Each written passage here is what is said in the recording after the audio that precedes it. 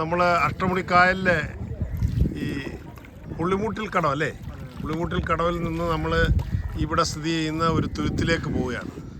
ഞാൻ പറഞ്ഞില്ലേ, ഇവിടെ തുരുത്തുകളുണ്ട്. അഷ്ടമുടിക്കായലിൽ നിരവധി തുരുത്തുകളുണ്ട്. ഇപ്പോൾ ടൂറിസ്റ്റുകൾക്ക് വളരെ പ്രിയങ്കരമായിരിക്കുന്നത് ഈ തുരുത്തുകളാണ്. ഈ തുരുത്തിൽ തന്നെ ആളുകൾക്ക് അതിന് ചുറ്റും ഇറങ്ങി നിൽക്കുന്ന നമ്മുടെ മൺട്രോ തുരുത്തിലെ വളരെ ഫേമസ് ആയിട്ട് ഇപ്പോൾ ആളുകൾ വരുന്നത്. അപ്പോൾ അതുപോലത്തെ തുരുത്തുകളാണ്. ഇവിടെ ജീവിതങ്ങളുണ്ട്, 4, 5, 6 വീടുകൾ, എല്ലാ സൗകര്യങ്ങളും എല്ലാം അവർ ഇവിടെ നിർമ്മിച്ചതാണ്. അപ്പോൾ ഇത് അഷ്ടമുടിക്കായലിലെ തുരുത്തുകൾ വളരെ പ്രശസ്തമാണ്. ഈ വള്ളത്തിലൂടെ മാത്രമേ ഇതിനകത്ത് എത്താൻ പറ്റൂ. രാത്രി കറണ്ടും വെള്ളമൊക്കെ ഉണ്ട്. അപ്പോൾ ഈ കടവിനെക്കുറിച്ച് ഇവിടുത്തെ പ്രധാനപ്പെട്ട ഒരു സാമൂഹ്യ പ്രവർത്തകനും പരിസ്ഥിതി പ്രവർത്തകനുമൊക്കെ ആയ ശ്രീ യോഹന്നാൻ, ഇത് ഈ തുരുത്ത് വളരെ പുരാതനമാണല്ലേ? 55 വർഷം മുമ്പ് ഉണ്ടാക്കിയതാണ്. ഇവിടെ നമുക്ക് വള്ളത്തിൽ കൂടെ തന്നെ ഒന്ന് ചുറ്റി കാണാം. പറഞ്ഞു. 55 വർഷം മുമ്പ് ഇവിടെ മണ്ണ്, ഇവിടുത്തെ തന്നെ തിട്ടപ്രദേശം എന്ന് പറയും, മണ്ണ് അങ്ങനെ അതിൽ നിന്ന് കോരി ഉണ്ടാക്കിയെടുത്ത തുരുത്തുകളാണ്. അത് അന്ന് പലപ്പോഴായിട്ട് പലപ്പോഴായിട്ട് അന്ന് സർക്കാരിൽ നിന്ന് വന്ന് റവന്യൂക്കാർ വന്ന് തഹസീൽദാരൊക്കെ വന്ന് എല്ലാം പൊളിച്ചു കളഞ്ഞിട്ടുണ്ട്. അങ്ങനെ പൊളിച്ചു കളഞ്ഞ് അപ്പോൾ ഇതിനകത്തൊരു നേവൽ ബേസ് ജോലി ഉണ്ടായിരുന്ന ഒരു കക്ഷിയുടെ പിതാവ് ആണ് ആദ്യം ഇവിടെ തുരുത്ത് ദേഹണ്ണിച്ചത്.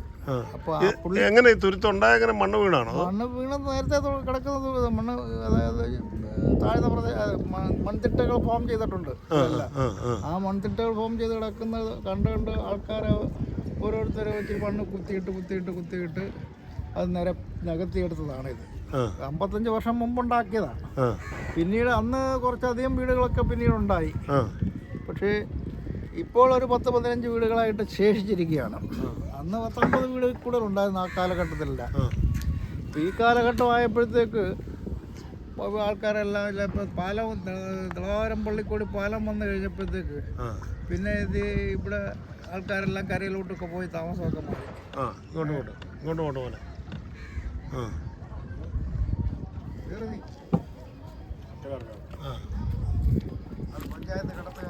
ഇത് ഇവിടുത്തെ പഞ്ചായത്തിലെ ഒഫീഷ്യലായിട്ടുള്ള കടത്തുകാരനാണ്.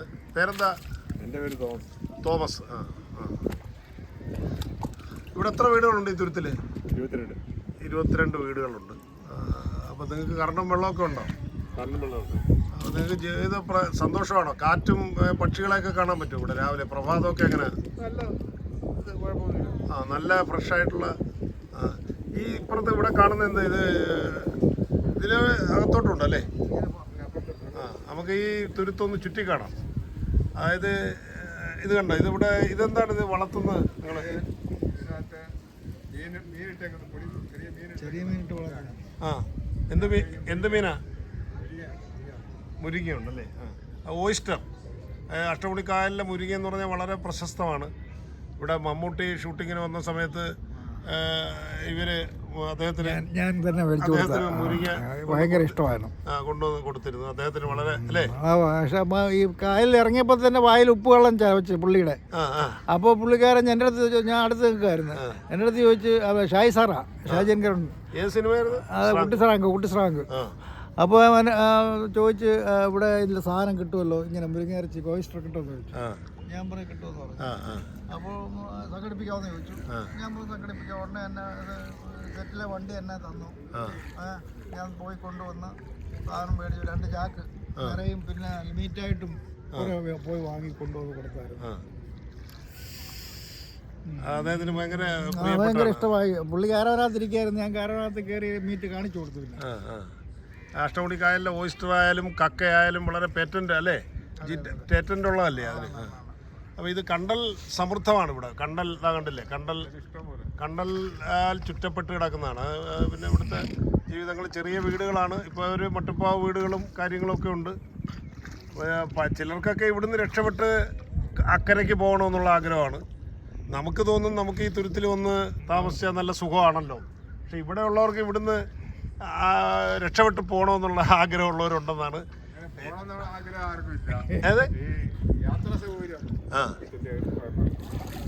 യാത്ര അല്ല, അതില്ലാത്തതാണല്ലോ ഇതിൻ്റെ ഒരു പ്രത്യേകത. ഇപ്പൊ പാലം വന്നാൽ പിന്നെ എല്ലാവരും വരത്തില്ലേ? ഇതിപ്പോൾ ആരും ശല്യമില്ല അല്ലേ?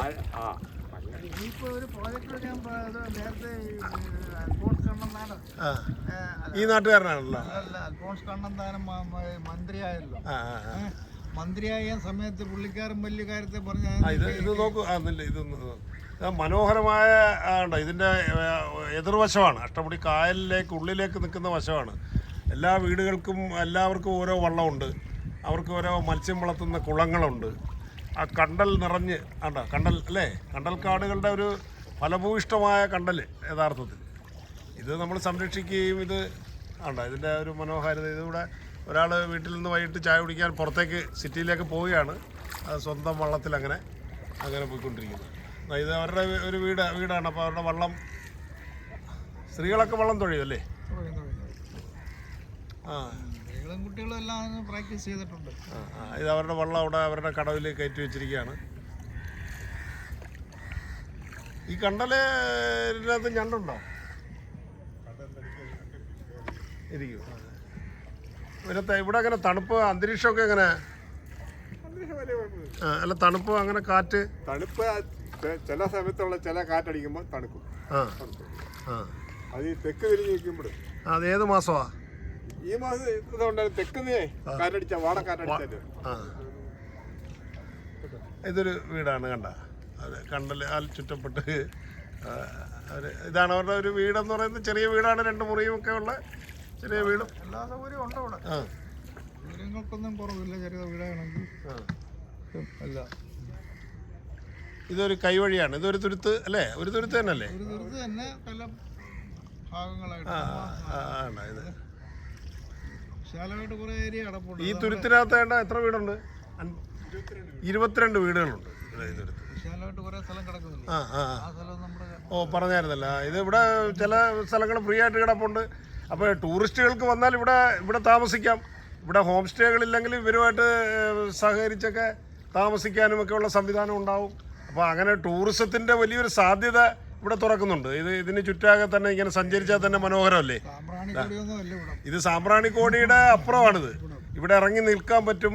അതുപോലെ തന്നെ ഇവിടെ കക്കയുണ്ട്. ഇവിടെ പലതരം പക്ഷികൾ, പിന്നെ ദേശാടന കിളികൾ, അപൂർവ ഇനം ചില ജീവജാലങ്ങളൊക്കെ ഇവിടെ കാണാൻ പറ്റും. ഇവിടുത്തെ പ്രഭാതവും ഇപ്പൊ ഉദയാസ്തമയവും ഒക്കെ വളരെ മനോഹരം എന്നാ പറയുന്നത്. അതൊക്കെ കന്യാകുമാരിയിലൊന്നും പോണ്ട, ഇവിടെ തന്നെ വന്നാൽ മതി. കന്യാകുമാരിയിലൊക്കെ കാണാം. ഇതൊരു ഒരു കടവിലേക്ക് പോകുന്ന അവർക്ക് ചെറിയ വെള്ളമാണ്, കൊതുമ്പ് വെള്ളം. അപ്പോൾ അത് ആ ഒരു കൊതുമ്പ് വെള്ളം കണ്ട അവർ വീട്ടിലേക്ക് പോകുന്നത്. അപ്പോൾ ഇവിടെ നീർനായ്ക്കൾ വരുമെന്ന് പറയുന്നത് എന്താ എവിടെയാ? അങ്ങനെ എന്താണ് അത്? എങ്ങനെ എപ്പോഴാണ് വരുന്നത്? എവിടുന്നാണ് വരുന്നത്? അത് അവിടെ അതൊരു തുരുത്ത് കണ്ടോ? ഒരു തുരുത്ത്. അവിടെ ആൾ താമസമില്ല ഇതിലല്ലേ? ഇതിലേ ഇതോ?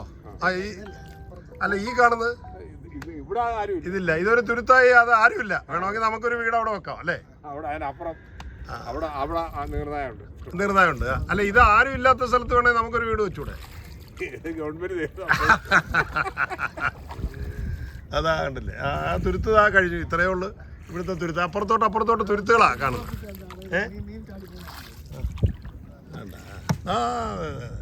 മീനുകൾ ഇവിടെ കണ്ട മീൻ പോകുന്നുണ്ട. പലതരം രാത്രിയായി കഴിഞ്ഞാൽ പ്രത്യേകതരം ജീവജാലങ്ങളുടെ ശബ്ദം അല്ലേ? പ്രത്യേക ശബ്ദമുണ്ട്. വളരെ നിശബ്ദതയാണ് ഇവിടുത്തെ. നിശബ്ദത എന്ന് പറഞ്ഞാൽ ഭയങ്കര രസമാണ് രാത്രി. പിന്നെ നിലാവുള്ള രാത്രികളിലെ മനോഹരമായ കാഴ്ചയാണെന്നാണ് പറയുന്നത്. അങ്ങനെ പിന്നെ ചന്ദ്രൻ്റെ ഇതും നിലാ വെളിച്ചം വീണ് കിടക്കുന്ന രാത്രിയൊക്കെ ഭയങ്കര രസകരമാണ്. പിന്നെ അതായത് നീണ്ടകര അങ്ങനെ കിടക്കുന്ന അഷ്ടമുടി കായലിൻ്റെ ഒരു വല്ലാത്ത വിസ്തൃതി. ഇതൊരു കേരളത്തിൻ്റെ ഏറ്റവും മനോഹരമായ ബാക്ക് വാട്ടേഴ്സിൻ്റെ വല്ലാത്തൊരു വിസ്തൃതിയാണ്. ചിത്രശലഭങ്ങളും പക്ഷികളും ഒക്കെ വന്ന് തമ്പടിക്കുന്ന അതിമനോഹരമായ. നമുക്കൊരു തുരുത്തിൻ്റെ അടുത്ത് ഒന്ന് അടുപ്പിച്ച് അങ്ങോട്ട് ഒന്ന് അടുപ്പിച്ച് നമുക്കൊന്ന് കയറി ജസ്റ്റ് ഒന്ന് കാണാമല്ലോ. അപ്പുറത്ത് നമുക്ക് ഇനി തുരുത്തിനകത്ത് കയറാം. ഇതിപ്പോൾ തുരുത്തിനെ വലയം ചെയ്തു. ഇതിപ്പോൾ എത്ര ഹെക്ടർ സ്ഥലം കാണും ഇത്? ഈ തുരുത്ത് ഒരു 22 വീടെന്ന് പറയുമ്പോൾ ഒരു 10-15 ഏക്കർ കാണും. നിങ്ങൾക്ക് കര കൊടുക്കുന്ന സംവിധാനം എല്ലാം ഉണ്ട്. എത്ര വർഷമായി ഇവിടെ താമസിക്കുന്നു? ഇത് ദുരിതമുണ്ടായിട്ട് 50 വർഷത്തിൽ കൂടുതൽ 5 വർഷം മേൽ 55 വർഷത്തിന് പോയി. ഇപ്പോൾ ടൂറിസ്റ്റുകൾ ആരെങ്കിലും വരാറുണ്ടോ? ആരും വന്നിട്ടില്ല, ആരും കണ്ടിട്ടുമില്ല, ആരും വന്നിട്ടില്ല. വന്നിട്ടില്ല. അപ്പോൾ ടൂറിസ്റ്റുകൾക്ക് വരാം, യഥാർത്ഥത്തിൽ ടൂറിസ്റ്റുകൾക്ക് വരാം. ഇത് കൊല്ലത്ത് നിന്ന് നീണ്ടകര വന്ന് ദളവാപുരം പള്ളിക്കോടി പാലം കയറി 800 മീറ്റർ വരുമ്പോൾ എത്ര 800 മീറ്റർ 800 മീറ്റർ വരുമ്പോൾ പള്ളിക്കോടി പള്ളിക്കൂടി 800 മീറ്റർ ബ്ലോണ്ട് പുള്ളിമുട്ടിക്കടവിൽ വന്നു കഴിഞ്ഞാൽ നിങ്ങൾക്ക് സുഖമായിട്ട് ഇവിടെ തതാകണ്ടോ മനോഹരമായൊരിടം. ഇതൊക്കെ നമ്മൾ ബ്ലൂ ലഗൂൺ എന്നൊക്കെ പറയുന്ന സിനിമകളിലും ഒക്കെ കണ്ടിട്ടുള്ള പോലെ അതിലും മനോഹരമായ ആണ്. അതിനുള്ളിൽ വീടുണ്ട്, ഒരു സംവിധാനമുണ്ട്, പൂർണ്ണ നിശബ്ദതയാണ്. എഴുത്തുകാർക്കും അല്ലെങ്കിൽ സഞ്ചാരികൾക്കും ഒക്കെ ഇവിടെ വന്ന് വളരെ രസകരമായ ഒരു ദിവസം ചിലവഴിക്കാനും 2 ദിവസം ചിലവഴിക്കാനും ഒക്കെ അതിമനോഹരമായ ഒരു ഭൂമിയിലെ ഒരു ഇതാണ് ടൂറിസത്തിൻ്റെ ഇതൊന്നും നമ്മുടെ കേരളത്തിൻ്റെ ഈ ടൂറിസം ഭൂപടത്തിലോ എങ്ങും കണ്ടിട്ടില്ല, ഇത് വന്നിട്ടില്ല. അവർ ഇത് പക്ഷേ ആ പ്രകൃതി സൗഹൃദമാണ്, പരിസ്ഥിതി സൗഹൃദമാണ്. ഇവിടുത്തെ കണ്ടൽക്കാടുകളും ഇതാണ്ട അയരണ്ടകളും അങ്ങനെയുള്ള പക്ഷികൾ ഇതാ കണ്ടില്ലേ. ഇതെല്ലാം രാത്രി ഇങ്ങനെ ആണ്ട കൊക്കുകളുടെ അവിടെ ആണോ എടുക്കണ്ടേ? എവിടെ എടുക്കണ്ട? അവിടെ എടുത്താൽ നമുക്ക് അപ്പുറത്ത് കറങ്ങി വരാം, ചുറ്റി വരാം. ഇത് പൂർണ്ണമായില്ല നമുക്ക്.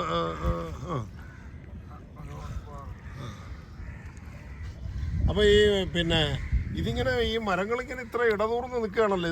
ഇത് കുറേയൊക്കെ ഈ കണ്ടൽ കൊണ്ട് വെച്ച് പിടിപ്പിച്ചതാണ്. കണ്ടൽ വെച്ച് പിടിപ്പിച്ചൊരു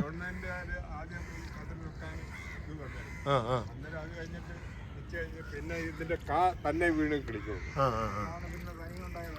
ഇതിന്റെ എല്ലാം ഇഷ്ടം പോലെ ഉണ്ട്. കണ്ടൽ കൊണ്ടുള്ള ദോഷം വലുതാണ്. കാരണം ഇതിനകത്ത് വന്ന് അടിയും എല്ലാം ചപ്പയോറുകളെല്ലാം. ദോഷം ഈ ഇവിടെ നമുക്കില്ല. പിന്നെ ഈ നടുക്ക് ഈ ചായലിലൊക്കെ ഇവിടെ നിൽക്കുന്ന ഇതുണ്ടല്ലോ, അത് മത്സ്യപിടുത്തക്കാർക്ക് ദോഷമാണ്. നമുക്ക് അപ്പോൾ നിങ്ങൾക്ക് സർക്കാരിൽ നിന്ന് ഇതിൻ്റെ ഈ കടത്തുകാരൻ എന്നുള്ള നിലയ്ക്ക് എന്തെങ്കിലും ശമ്പളം കിട്ടുന്നുണ്ടോ? പഞ്ചായത്തിൽ നിന്ന്. ഇവിടെ ഈ വല വളഞ്ഞു വെച്ചിരിക്കുന്ന ഇവർക്ക് ഇതൊരു താറാവുണ്ട്. ആ താറാവിന് ഏറ്റവും സമൃദ്ധമായി താറാവ് പുറത്തേക്ക് വിടുമോ അവർ?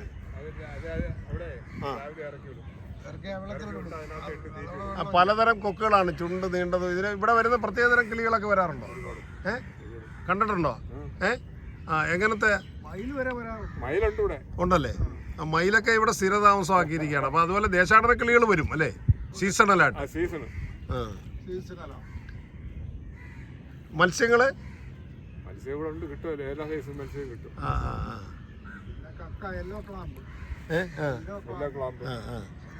മീനുകൾ ഇങ്ങനെ കായലിൻ്റെ പുറത്തൂടെ കണ്ട മീനുകൾ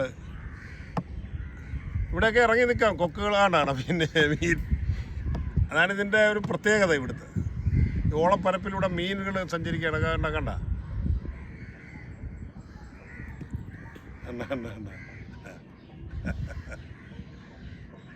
കായൽ കക്ക, യെല്ലോ ക്ലാമ്പ് ഇവിടുത്തെ പ്രശസ്തമാണ്. പിന്നെ ചിപ്പിയുണ്ട്. ഇപ്പൊ ചിപ്പിയുടെ പരിപാടി ഉണ്ടല്ലോ, ചിപ്പി, മുരിങ്ങ, കക്ക. അതിൽ യെല്ലോ ക്ലാമ്പാണ് ആണല്ലേ? ഈ ചിപ്പിയും അതായത് കല്ലുമ്മക്ക അല്ലേ? ചിപ്പിക്കക്ക അത് കോഴിക്കോടൊക്കെ കല്ലുമ്മക്ക എന്ന് പറയും. അത് ഇവിടുന്നാണോ? ഇഷ്ടം പോലെ കയറി പോകുന്നുണ്ട് ഗോവയ്ക്ക്. ഗോവയിലേക്ക് രാവിലെ ഇവിടുന്ന് വണ്ടി കയറ്റി ഒരു ത്രിസന്ധ്യയുടെ സമയമാണ്. മറ്റേ പകല് മാറി രാത്രി വരുന്നതിൻ്റെ ഒരു സമയമാണ്. അപ്പോൾ മത്സ്യങ്ങളും ചേക്കേറുന്ന അതുപോലെ തന്നെ കിളികളും എല്ലാം ഇങ്ങനെ ഈ കണ്ടൽ വനത്തിലേക്ക് ഇങ്ങനെ വന്നുകൊണ്ടിരിക്കും. ഇതിനകത്ത് മനുഷ്യരും ആളുകളുമൊക്കെ ജീവിക്കണ്ട മനോഹരമായ. ഇവിടെ ഈ ചെറിയ മത്സ്യങ്ങൾ ഓളപ്പരപ്പിലൂടെ ഇങ്ങനെ കണ്ട. ചീനവലകളുണ്ട്. ഇവിടെ ചീനവല ഇല്ലല്ലോ നിങ്ങൾക്ക്. ഈ തുരുത്തിലുള്ളവർക്ക് ചീനവല ഇല്ല. ഇത് ഇറങ്ങി നിൽക്കാം ഇവിടെ അല്ലേ? ഇവിടെ ഈ സാമ്പ്രാണിക്കോടിയിലെ പോലെ തന്നെ ഇറങ്ങി നിൽക്കാവുന്ന തരത്തിലുള്ള ഒരു ഭാഗത്തേ പറ്റൂ. ഇവിടെ ചുറ്റാകെ പറ്റൂന്നാണ് പറയുന്നത്. ഇവിടെ എല്ലായിടത്തും ഇറങ്ങി നിൽക്കാൻ മനോഹരമായി നമുക്ക് പിന്നെ ആസ്വദിക്കാതെ കണ്ടോ. ഈ ആളുകൾ വരാത്തതുകൊണ്ടാണ് ഈ മീനുകളൊക്കെ ഇവിടെ ഇങ്ങനെ കളിക്കുന്നത്. ഇതെല്ലാം ഇതിൻ്റെ ഒരു ഹാച്ചറിയാണ്. വലിയ പുഴനാരൻ്റെയും പിന്നെ പൂവാലൻ്റെയും ഒക്കെ ഒരു ഹാച്ചറിയാണ്. അത് ഇവിടെ വന്ന് മുട്ടയിട്ടിട്ടാണ് കടലിലേക്ക് പോകുന്നത് അല്ലേ? അങ്ങനെ അങ്ങനല്ലേ? കടലിൽ നിന്ന് കയറുന്നതും ഏറ്റത്തിന് കയറുകയും അങ്ങനെ കണ്ട അങ്ങനെ ഇതിൻ്റെ ഒരു ഹാച്ചറി കൂടിയാണ്. അവിടെ ഇവിടെ ഒരു അമ്പലത്തിൽ നിന്ന് ഉത്സവത്തിൻ്റെ തകിൽ വാദ്യം കേൾക്കാം.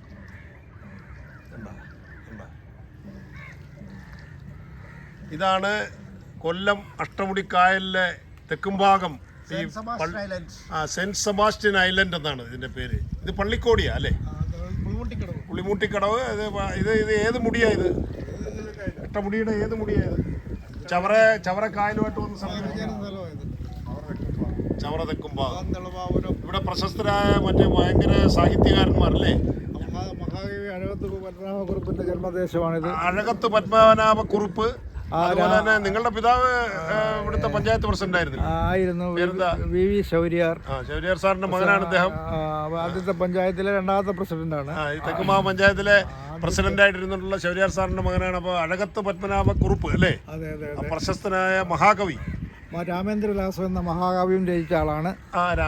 പിന്നെ സുപ്രസിദ്ധ കാതികൻ സാംബ ശിവൻ കഥാപ്രസംഗ കുലപതിയാണ്. അദ്ദേഹത്തിന്റെ നാട് ഇവിടെ തന്നെയാണ്, ഗുഹാനന്തപുരം. ഇതൊരു വീടാണ് പക്ഷെ അത് അടച്ചിട്ടിരിക്കുക. അവര് ആളുണ്ട്, അധികം അംഗങ്ങളില്ല. പക്ഷെ ഇതൊക്കെ ഹോം സ്റ്റേക്കും അതുപോലെ തന്നെ ആൾക്കാർക്ക് വന്ന മനോഹരമായ പ്രഭാത കാഴ്ചകളെല്ലാം ഇവിടെ ഇരുന്നാൽ കാണാം. അങ്ങനത്തെ ഈ വീടിൻ്റെ ദൃശ്യഭംഗി, ഇവിടെ നിന്നുള്ള വിഷൻ അതിമനോഹരമാണ്. അപ്പോൾ അത് യഥാർത്ഥത്തിൽ ഈ വീട്